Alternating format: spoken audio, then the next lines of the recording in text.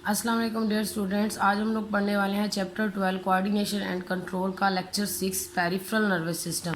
ठीक है, आपको पता हो हमने एक मेजर टॉपिक स्टार्ट किया हुआ है लास्ट लेक्चर्स में, ह्यूमन नर्वस सिस्टम। ठीक है, हमने पढ़ा था कि ह्यूमन नर्वस सिस्टम जो है वो दो पार्ट्स पर डिवाइडेड होता है, सेंट्रल नर्वस सिस्टम और peripheral nervous system. Central nervous system में ब्रेन और स्पाइनल कॉर्ड था, उसको हम लास्ट लेक्चर्स में डिस्कस कर चुके हैं। अब बारी आती है पेरिफेरल नर्वस सिस्टम की कि ये क्या होता है। This system is compose of nerves which arise from the central nervous system.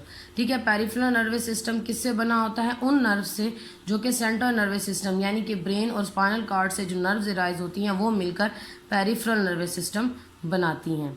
ठीक है, नर्व्स जो है वो दो तरह की होगी, क्रेनियल नर्व्स और स्पाइनल नर्व्स। क्रेनियल नर्व्स जो ब्रेन से अराइज होंगी और स्पाइनल नर्व्स जो स्पाइनल कॉर्ड से अराइज होंगी। Cranial nerves. The nerves arise from the brain are called cranial nerves. Humans have 12 pairs of cranial nerves. Some cranial nerves are sensory, some are motor and some are mixed. ठीक है, वो कहते हैं कि cranial nerves brain से arise होती है, इसके तकरीबन 12 पेयर्स होते हैं। पेयर्स इस वजह से कि दोनों साइड से अराइज होंगी ना, ब्रेन की लेफ्ट वाली और राइट दोनों साइड पर मौजूद होगी, इस वजह से पेयर्स हम कहेंगे। और उसके अलावा क्रेनियल नर्व्स में सेंसरी नर्व्स भी होती हैं और मोटर भी होती हैं और मिक्स्ड भी होती हैं, तीनों तरह की नर्व्स इसमें मौजूद होती हैं। अब स्पाइनल नर्व्स की बात करें, the nerves arise from the spinal cord are called spinal nerves. All the spinal nerves are mixed, ये सारी की सारी मिक्स्ड होती है। क्रेनियल में तीनों टाइप की नर्व्स होंगी और स्पाइनल नर्व्स में सिर्फ मिक्स्ड नर्व्स होंगी।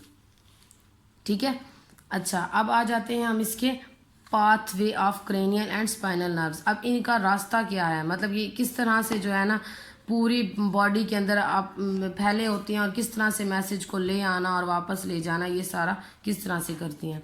The cranial and spinal nerves make two pathways, sensory pathway और motor pathway. Sensory pathway conduct impulses from receptors to central nervous. पहला जो इनका पाथवे या रास्ता है उसमें क्या होता है कि रिसेप्टर से इम्पल्सेस लेकर सेंट्रल नर्वस सिस्टम तक पहुंचाती हैं।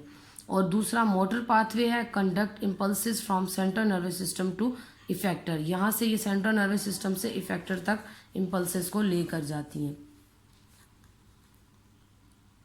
अब मोटर पाथवे सिस्टम को हम डिस्कस करते हैं। मोटर पाथवे सिस्टम जो है ये सोमैटिक नर्वस सिस्टम भी होता है और ऑटोनॉमिक सिस्टम भी होता है। ठीक है, मोटर पाथवे सिस्टम कौन सा है? वही सिस्टम जिसमें सेंट्रल नर्वस सिस्टम से दोबारा इफेक्टर तक मैसेज आता है। तो पहले सोमैटिक अगर आपको याद हो पढ़ा हुआ, बॉडी के जो सेल्स होते हैं उनको हम सोमैटिक कहते हैं ना, तो उसी के अंदर अब ये नर्वस सिस्टम किस तरह से चल रहा है। It control conscious and voluntary actions. ठीक है, ऐसे एक्शंस को कंट्रोल करता है जो हमारे कंट्रोल में हो या जो हम अपने होशो हवास में करते हो। It includes all of the motor neurons that are connected to skeletal muscles. इसमें तमाम वो मोटर न्यूरॉन्स होती हैं जो कि स्केलिटल मसल्स यानी कि हमारी बॉडी के जो ऐसे मसल्स जो कि स्केलिटन के साथ अटैच होती हैं उनके साथ उनमें जो मोटर न्यूरॉन्स होती हैं वो सारी इस सोमैटिक नर्वस सिस्टम में शामिल होती हैं। ठीक है, उसकी निस्बत हमारे पास ऑटोनॉमिक नर्वस सिस्टम है। It consist of motor neuron that are conducted to cardiac muscles. ठीक है, इसमें क्या होती हैं? मोटर न्यूरॉन्स होती हैं जो कि कार्डिक मसल्स, स्मूथ मसल्स और ग्लैंड्स के साथ कनेक्टेड होती है। कार्डिक मसल्स मतलब जो हार्ट के मसल्स हैं। स्मूथ मसल्स में हमारी जितनी भी एलिमेंट्री कैनाल है, स्टमक है, उसके अलावा क्या कहते हैं लीवर है, इंटेस्टाइन है, ये सारे स्मूथ मसल्स आ जाएंगे। और ग्लैंड्स मतलब कि जैसे कि एंडोक्राइन ग्लैंड्स, एक्सोक्राइन ग्लैंड्स हमारे पास है, पेनक्रियाज है, उसके अलावा गाल ब्लैडर है, ये सारे ग्लैंड्स होते हैं, इनके साथ भी ये इनकी मोटर न्यूरॉन्स शामिल होती हैं। It is generally without conscious control, ये ज़्यादातर बग़ैर होशो हवास के होता है या बग़ैर होशो हवास की जो चीज़ें हम कर रहे थे उनको कंट्रोल करता है। कहने का मकसद ये है कि ऐसे काम जो हमारे कंट्रोल में नहीं होते, जैसे कि हार्ट बीट है, ठीक है, दिल की धड़कन हो गई, उसके अलावा खाने का हजम होना और बाकी जितने भी ग्लैंड्स हैं वो अपनी सिक्रीशन सिक्रीट करते हैं, हार्मोन सिक्रीट करते हैं, उसमें हमारा अपना कोई कंट्रोल नहीं, वो बॉडी का एक फंक्शन है जो वो परफॉर्म हर हाल में करना होता है उन्होंने। Autonomic nervous system consist of sympathetic and parasympathetic system. ठीक है, ऑटोनॉमिक सिस्टम में भी दो तरह के सिस्टम होते हैं, एक होता है सिंपैथेटिक और एक होता है पैरासिम्पैथेटिक। सिंपैथेटिक कौन सा होता है? Nervous system prepares body to deal with emergency situations. ठीक है, ये एक ऐसा सिस्टम है जो बॉडी को अचानक जो हालात क्रिएट हो जाते हैं उनके लिए तैयार करता है। This is often called the fight और फ्लाइट रिस्पॉन्स। ठीक है, फाइट कहेंगे लड़ना और फ्लाइट कहेंगे तेज़ी से, मतलब एक ऐसा रिस्पॉन्स रद्द अमल जो तेज़ी से हमें शो करना होता है।